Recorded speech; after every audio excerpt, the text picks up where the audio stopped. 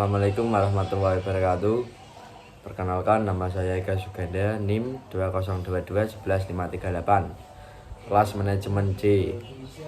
Pengembangan iptek dalam tinjauan hukum Islam. Berdasarkan tinjauan hukum Islam, ilmu tidaklah berkembang pada arah yang tak terkendali, tapi ia harus bergerak pada arah maknawi dan umat manusia berkuasa untuk mengendalikannya. Kekuasaan manusia atas ilmu pengetahuan dan teknologi harus mendapatkan tempat yang utuh. Ekstensi ilmu pengetahuan dan teknologi bukan melulu untuk mendesak kemanusiaan, tetapi kemanusiaanlah yang menggenggam ilmu pengetahuan untuk kepentingan dirinya dalam rangka pengembangan diri kepada Sang Pencipta.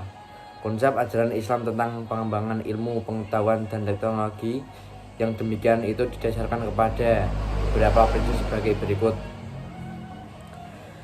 Pertama, ilmu pengetahuan dan teknologi dalam Islam dikembangkan dalam kerangka tauhid atau teologi yang bukan semata-mata meyakini adanya Allah Subhanahu wa Ta'ala dalam hati, mengucapkan dengan lisan dan mengamalkannya dengan tingkah laku, melainkan teknologi yang menyangkut aktivitas mental berupa kesadaran manusia yang paling dalam perihal hubungan manusia dengan Tuhan, lingkungan dan sesamanya.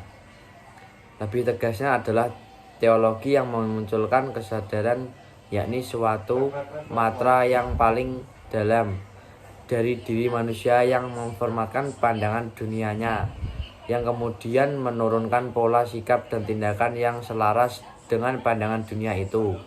Oleh karena itu, teologi pada ujungnya akan mempunyai implikasi yang sosiologis sekaligus antropologis.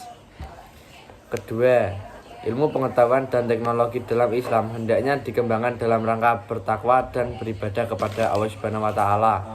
Hal ini penting ditegaskan karena dorongan Al-Quran untuk mempelajari fenomena alam dan sosial tampak kurang diperhatikan sebagai akibat, dan dakwah Islam yang semula lebih tertuju untuk memperoleh keselamatan di akhirat.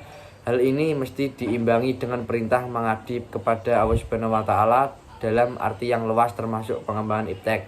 Ketiga, ilmu pengetahuan dan teknologi harus dikembangkan oleh orang-orang Islam yang memiliki keseimbangan antara kecerdasan akal, kecerdasan emosional dan spiritual, yang dibarengi dengan kesungguhan untuk beribadah kepada Allah Subhanahu wa Ta'ala dalam arti yang seluas-luasnya. Hal ini sesuai dengan apa yang terjadi dalam sejarah di abad klasik, di mana para ilmuwan yang mengembangkan ilmu pengetahuan adalah pribadi-pribadi senantiasa taat beribadah kepada Allah Subhanahu wa Ta'ala. Keempat, ilmu pengetahuan dan teknologi harus dikembangkan dalam kerangka yang integral, yakni bahwa antara ilmu agama dan ilmu umum, walaupun bentuknya formalnya beda-beda, namun hakikatnya sama, yaitu sama-sama sebagai tanda kekuasaan Allah Subhanahu wa Ta'ala. Dengan pandangan yang demikian, maka tidak ada lagi perasaan yang lebih unggul antara satu dan lainnya.